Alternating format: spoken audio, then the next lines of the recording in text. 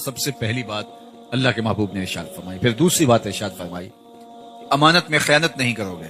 اگر تم یہ چاہتے ہو کہ اللہ اس کے رسول سے محبت کرو اور اللہ اور اس کا رسول تم سے محبت کرے تو کبھی خیانت نہیں کرو امانت کے اندر جو تمہارے پاس رکھی. اور ہم تو قرض لے لیں تو دعا مانگ رہے ہوتے ہیں کہ جس سے قرضہ لیا وہ فوت ہی ہو جائے, اور قرضہ واپس لینے کے لیے اس کو دلیلیں دینی پڑتی ہیں کہ میاں مجھے ضرورت پڑ گئی ہے اس لیے تجھ سے مانگ رہا ہوں, اور وہ پھر فون بھی نہیں اٹھا رہا ہوتا حالانکہ اس نے قرض لیا ہوتا ہے, اس کے اوپر لازم ہے اس کو لٹائے.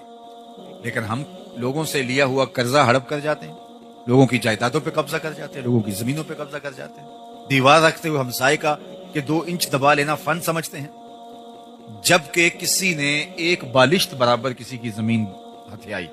یعنی ایک بالشت کے برابر یہ کتنی ہوتی ہے, اتنی کسی کی زمین ہتھیا لی, کل قیامت کے دن 7 زمینوں کا توق بنا کے اس کے گلے میں ڈال دیا جائے گا.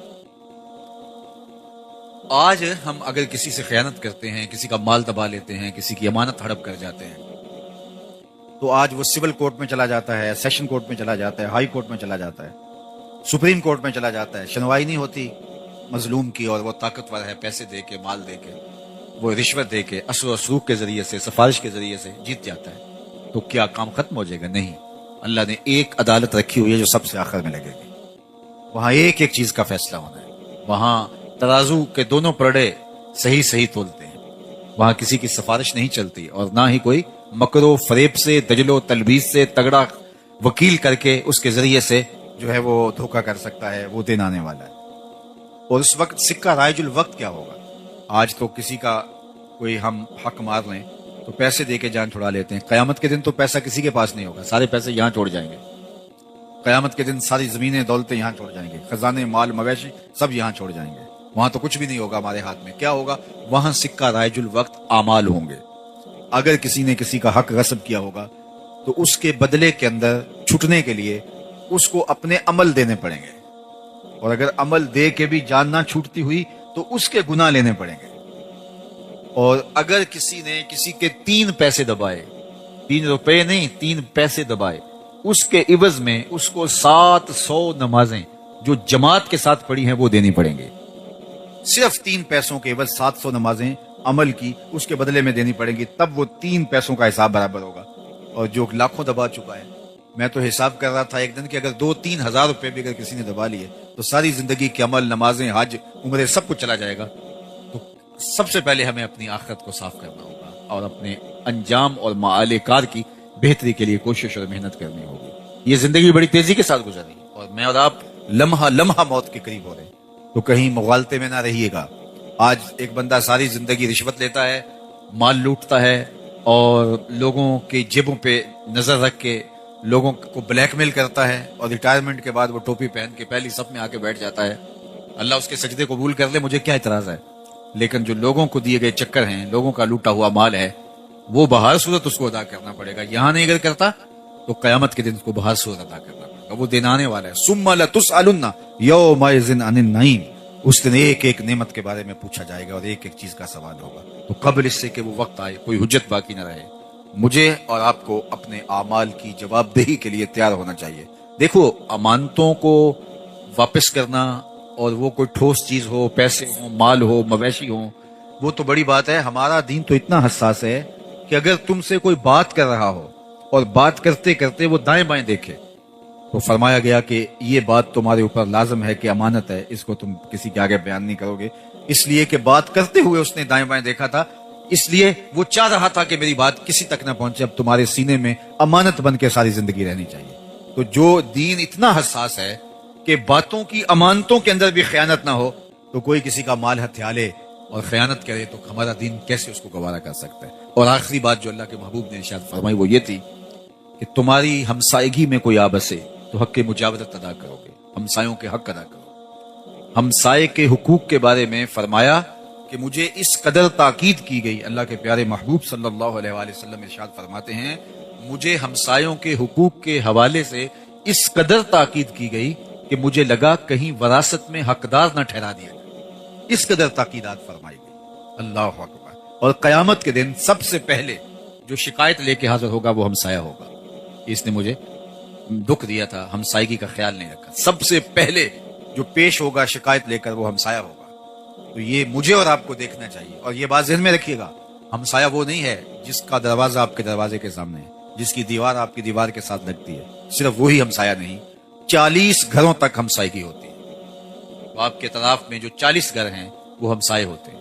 تو اگر اس یونٹ کو ہم سنبھال لیں اور 40 گھر جو ہمسائے بنتے ہیں وہ ایک دوسرے کا خیال رکھنا شروع کر دیں، اور وہ اپنے اوپر لازم قرار دے دیں کہ ہم اپنے ہمسایوں کا خیال کرنا ہے، ان کی بیٹیاں جوان ہیں تو وہ ہماری بیٹیاں ہیں، ان کے ہاتھ ہم نے پیلے کرنے، اگر وہ غریب ہے تو بچے بڑے ہو رہے ہیں اور وہ تعلیم پانے کی اہلیت نہیں رکھتے، مالی اسباب ایسے نہیں ہیں، تو ہمسایوں کی ذمہ داری ہے کہ وہ ان کی تعلیم کا بندوبست کرے۔ اگر اس یونٹ کو ہم سنبھال جائیں تو میں سمجھتا ہوں کہ یہ یونٹ ایسا ہے جو معاشرہ کھڑا کر دے، اور 2-3 جو ہمسائیگی کے دائرے ہیں یہ مل کر ایک مسجد کا نظام بنتا ہے۔ 100-125 لوگوں کے گھروں کے اندر ایک مسجد ہوتی ہے، اور مسجد کی انجمن ساری نظر مولوی صاحب کے اوپر رکھنے کی بجائے محلے کے غریبوں پر، لاچاروں پر، کمزوروں پر، بیوگان پر، اراملہ پر، مساکین پر، یتامہ پر، کمزوروں پر رکھیں، اور وہ مل جل کر کے اس محلے کو ایک دوسرے کے لیے ہمدردی ایثار کے جذبوں سے بھر دیں، تو ایک صالح اور پاکیزہ معاشرت ترتیب پائے گی۔ لیکن میں اور آپ اپنی زندگیوں میں اگر غور و فکر اور تدبر کریں تو ہم اپنی ذاتی زندگی جی رہے ہوتے ہیں، ہمیں اپنے ہمسایوں سے کوئی غرض نہیں ہوتی، اور جس کا عملی نتیجہ کیا ہے کہ ایک نہ صالح معاشرہ بن سکا اور نہ ہی مطمئن معاشرہ بن سکا، اور جس کا نتیجہ یہ ہے کہ بس ہم ایک خود غرض معاشرے کے ایک فرد ہیں جو ہجوم کے اندر رہ کے بھی تنہائی کا شکار ہے۔ تو ہمیں دوبارہ اپنے آپ کو دیکھنا ہوگا، دین کو دوبارہ سمجھنے کی کوشش کرنا ہوگا، دوبارہ ریوزٹ کرنا ہوگا دین، کیونکہ ہم منبر و محراب سے عمومی طور پہ فضائل کے باب ہی سنتے سنانے کے عادی ہو گئے ہیں، لیکن ہمیں دوبارہ خود بھی غور کرنا ہوگا کہ ہمارے دین نے ہمیں رشتہ داروں کے حقوق دیے ہیں، ہمسایوں کے حقوق دیے ہیں، ماں باپ کے حقوق دیے ہیں، بلکہ حضور نے فرمایا راستوں میں نہ بیٹھا کرو۔ عرض کی حضور یہ تو ہمارے بیٹھنے کی جگہ ہیں، فرمایا پھر اس کا حق ادا کرو۔ عرض کی حضور حق الطریق کیا ہے؟ فرمایا امر بالمعروف نہی عن المنکر، اور راستے میں گری پڑی کوئی چیز اٹھانا تاکہ راستے کی رکاوٹ ختم ہو، اور اگر کوئی بھٹکا ہوا شخص ہو تو اس کو راستہ دکھانا۔ اگر تم یہ حق ادا کرنے کی اہلیت رکھتے ہو پھر تمہیں حق ہے کہ تم راستے میں بیٹھ سکو، ورنہ تم راستے کے اندر جو ہے وہ نہیں بیٹھ سکتے۔ تو آج میں اور آپ اپنی زندگی پہ ضرور غور کریں۔ یہ میلاد النبی صلی اللہ علیہ وآلہ وسلم ہمیں نئے سرے سے ایک جذبہ، ایک نئی زندگی، نیا بانک پن، دین کے ساتھ تعلق، حضور کے ساتھ محبت کے رشتے کے استحکام کا ذریعہ بن کے دوبارہ طلوع ہوتی ہے۔ تو آئیے میں اور آپ آج کے اس اجتماع کے اندر یہ عزم کر کے اٹھیں کہ آج کے بعد زندگی میں جھوٹ نہیں بولیں گے، اور یہ کوئی مشکل نہیں ہے، اگر انسان عزم کر لیتا ہے اللہ مدد فرماتا ہے۔ مجھے نہیں پتا اس آپ کے علاقے کی آبادی کتنی ہے، 1 لاکھ نفوس ہیں، 2 لاکھ نفوس ہیں، یا کم ہیں یا زیادہ ہیں، اور اس میں سے یہ چند ہزار لوگ ہیں، لیکن اگر یہ چند ہزار لوگ بھی عزم کر لیں کہ ہم جھوٹ نہیں بولیں گے، کل سے ہی آپ کا علاقہ بدلا بدلا دکھائی دے گا۔ ہمیں عزم کرنا ہوگا، لیکن اگر ہمارا کام صرف سننا ہے اور چلے جانا ہے تو یہ تو ہم مدتوں سے سنتے آئے ہیں، بڑے بڑے جلسے ہوتے ہیں، سنتے ہیں، نعرے لگاتے ہیں، واپس آ جاتے ہیں، تو اس سے ہم نے لیا کیا، اخذ کیا کیا، حاصل کیا کیا؟ مجھے بتائیے، آپ کسی دعوت میں جائیں اور کھانے دیکھ کے آ جائیں تو اس سے آپ کی پیاس مٹ جائے گی، بھوک مٹ جائے گی۔ آپ جب کسی کھانے کی مجلس میں جاتے ہیں تو اپنی ضرورت کے مطابق آپ حلق سے نیچے اتارتے ہیں، تو آپ جب اس مجلس کے اندر آئے ہیں تو پھر عمل کا حصہ لینا چاہیے۔ صحابہ حضور سے 10 آیات سیکھتے تھے، اگلی 10 پر تب عمل کرتے تھے، 10 تب سنتے تھے جب پہلی 10 پہ عمل ہو جایا کرتا تھا۔ تو مجھے بھی اور آپ کو بھی عمل کی طرف بڑھنا ہوگا، چونکہ نماز عشاء کا وقت ہوا چاہ رہا ہے اور میں اپنی گفتگو کو طوالت نہیں دینا چاہتا۔ اللہ کی بارگاہ میں آپ سارے لوگوں کی آمین کے ساتھ دعا ہے کہ اللہ تعالی ہمیں ان چیزوں پہ توفیق عمل عطا فرمائے۔ باقی بالکل آپ کے جہاں تشریف فرمائے اس کے ساتھ المصطفیٰ اسلامک سینٹر، ہمارے عالم مرتبت مبلغ علامہ وحید مصطفی صاحب نے بہت محنتوں کے ساتھ یہ قائم کیا، اور اب یہ ضروری تعمیرات کے ساتھ منصہ شہود پہ آ گیا۔ تعلیم و تعلم کا باقاعدہ سلسلہ بھی وہاں جاری ہے، اور مزید اس کی توسیعات بھی جاری ہیں۔ تو میں آپ سے کہوں گا کہ صرف یہ ایک دن کے لیے یہاں جمع ہو کر کے اپنے جذبوں کا اظہار نہ کیجیے، بلکہ اس مرکز کے ساتھ عملی طور پہ وابستہ ہو جائیے۔ اس مرکز میں آ کے سیکھیے، اپنے بچوں کو داخل کروائیے، مالی اعانت کیجیے، اخلاقی مدد کیجیے، اور جو ہے وہ یہ مرکز اس پورے علاقے کے لیے رشد و ہدایت کا، خیر و برکت کا ضامن بن کے ابھرے۔ اللہ ہمارے عالی مرتبت محترم جناب قاری عبدالوحید صاحب کو بہتر جزا عطا فرمائے، لیکن یہ بھی فراموش نہ کرنا، اگر تم میرے غلام ہو تو غلامی کا حق ادا تب ہوگا جب تمہاری زبان پہ جھوٹ نہیں آنے پائے گا۔ دوسری بات ارشاد فرمائی کہ جب تمہارے پاس امانت رکھی جائے تم اس میں کبھی خیانت نہیں کرو گے۔ اور تیسری بات ارشاد فرمائی تمہاری ہمسائیگی میں کوئی آ بسے تو تم حق مجاورت ادا کرو گے، ہمسائیگی کے حق کا، حقوق کا لحاظ رکھو گے۔ یعنی تمہارا یہ عمل، سبحان اللہ، لیکن یہ تین چیزیں تم سے فراموش نہیں ہونی چاہیے۔ سب سے پہلی، جب بھی بولو سچ بولو۔ میں اور آپ کیسے جھوٹ بول سکتے ہیں جبکہ ہمارے آقا و مولا کو کافر بھی صادق و امین کہتے تھے؟ اگر ہم جھوٹ اس کے باوجود بھی بولتے ہیں تو پھر سمجھیے ہمیں دین کی سمجھ اور دین کا فہم ہی نہیں آیا۔ ہم اپنے نبی سے جو پیار کا ربط رشتہ رکھتے ہیں وہ ہمارا ادھورا ہے، پورا نہیں ہے۔ حضور سے پوچھا گیا مومن بزدل ہو سکتا ہے؟ فرمایا نہیں، مومن بہادر ہوتا ہے۔ لیکن فرمایا ہو سکتا ہے کبھی بزدلی بھی کر جائے، آخر بشری تو ہے۔ پھر پوچھا گیا مومن بخیل ہو سکتا ہے؟ کہا نہیں، مومن سخی ہوتا ہے، لیکن ہو سکتا ہے کبھی وہ بخل بھی کر جائے، بشر ہی تو ہے۔ تیسرا سوال حضور سے پوچھا گیا مومن جھوٹ بول سکتا ہے؟ فرمایا جھوٹا نہیں ہو سکتا۔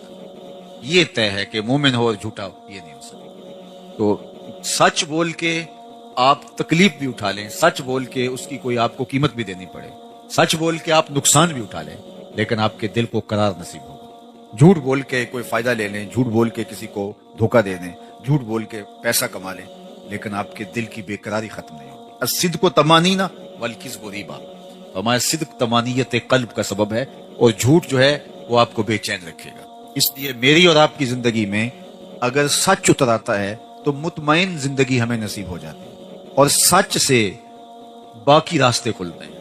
انسان جب سچ بولنا شروع ہو جاتا ہے تو روحانیت کی دیگر راہیں کھلتی ہیں، خیر کی توفیقات ملتی ہیں، اچھائی کے راستے کشادہ ہوتے ہیں، نیکی کی توفیقات ملتی ہیں، انسان اعمال صالحہ کا نور پاتا ہے۔ لیکن اگر وہ جھوٹ بولنا شروع کر دیتا ہے تو اس کی ساری محنتیں ضیاء اور نقصان کا سبب اور ذریعہ بن جاتی ہیں۔ اس لیے ہمیں اپنی زندگی میں کبھی بھی جھوٹ کو داخل نہیں ہونے دینا چاہیے، چاہے سچ بول کر ہمیں کتنا ہی نقصان کیوں نہ اٹھانا پڑے، اور جھوٹ کا کتنا ہی فائدہ کیوں نہ ہو، ہمیں اس فائدے پر نظر نہیں رکھنی چاہیے، ہمیں ہمیشہ سچ کو شعار بنانا چاہیے۔ ایک حدیث پاک میں آتا ہے کہ جب کوئی شخص جھوٹ بولتا ہے تو اس کے منہ سے بدبو نکلتی ہے۔ عام لوگ تو اس کو محسوس نہیں کر پاتے، لیکن اللہ کے نورانی حساس رحمت والے فرشتے اس منہ سے نکلنے والی سمیل کو محسوس کرتے ہیں اور ایک میل پیچھے ہٹ جاتے ہیں۔ جو فرشتے ہمارے گھروں میں ہمارے حصے کی رحمتیں دینے کے لیے آ رہے ہوتے ہیں، رحمت کی ڈلیوری ہمیں دینے آ رہے ہوتے ہیں، تو وہ جھوٹ کی وجہ سے ایک میل پیچھے ہٹ جاتے ہیں۔ اور مجھے بتاؤ، جس گھر میں باپ بھی جھوٹ بولے، ماں بھی جھوٹ بولے، بہنیں بھی جھوٹ بولیں، بچے بھی جھوٹ بولیں، بہویں بھی جھوٹ بولیں، صبح دوپہر شام جھوٹ ہی جھوٹ ہو، تو اس گھر سے تو بدبو کے ببوکے اٹھ رہے ہوں گے۔ فرشتے کئی میل باہر وہ خیر کے برکت کے پارسل لیے ہمارے حصے کے شہر سے باہر کھڑے ہوں گے کہ آگے جا کیسے پائیں، آگے تو عفونت پھیلی ہوئی ہے بدبو کی وجہ سے۔ اب ہوا کیا کہ ہمارے حصے کی جو رحمت فرشتوں نے لے کے آنی تھی وہ بدبو کی وجہ سے فرشتے آگے آ نہیں پا رہے، اور ہم کو اتنا موقع ان کو نہیں دے رہے کہ ماحول میں پاکیزگی آ جائے اور وہ اندر آ جائیں۔ ہم ابھی پہلی بدبو ختم نہیں ہونے پاتی کہ پھر جھوٹ بول کے نیا تعفن پھیلا دیتے ہیں، اور اب گھر کے اندر بے برکتی، نحوست۔ اب ہم بھاگے عاملوں کے پاس، تو عامل تو بیٹھا ہی ٹھیا لگا کے اسی کام کے لیے، وہ اگر کہے گا میاں تمہارے گھر میں جھوٹ ہے اس وجہ سے بے برکتی ہے، تمہارے گھر میں مصلی نہیں بچتا اس کی وجہ سے بے برکتی ہے، تمہارے گھر میں قرآن نہیں کھلتا اس کی وجہ سے بے برکتی ہے، وہ کیوں بتائے گا؟ وہ تو کہے گا تم وقت پہ آگے ہو، اگر تم 2 گھنٹے بھی لیٹ ہو جاتے تو یہ تعویذ چل جانے تھے۔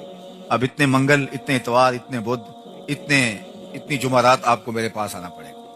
اور میں نے دیکھا کیا شریف لوگ اور انتہائی اچھے خاندانوں کی خواتین بھی جا کے ایسے مکرو لوگوں کے پاس کھڑے ہوتے ہیں، بیٹھے ہوتے ہیں، جنہیں بیچاروں کو وضو کا طریقہ بھی نہیں آتا، اور یہ اپنے درد کا مداوا اس سے ڈھونڈ رہے ہوتے ہیں جو خود مریض ہے، جو خود جھوٹ کے اوپر جس کے کاروبار کی بنیاد ہے۔ تو ہم کبھی بھی سکون نہیں پا سکتے اگر ہماری زندگیوں کے اندر سچائی داخل نہیں ہوتی۔ میلاد النبی صلی اللہ علیہ وآلہ وسلم کی اس عالی شان مجلس رحمت میں آنے والوں، عزم کر کے جاؤ کہ زندگی جھوٹ سے نہیں سچ سے عبارت ہوگی۔ دیکھنا آپ کے دل کو اس کی تسکین کتنی نصیب ہوتی ہے، اس کا قرار جو باطن کو نصیب ہوتا ہے وہ کیا آپ کے لیے راحت جاں کا سبب و ذریعہ ہوتا ہے.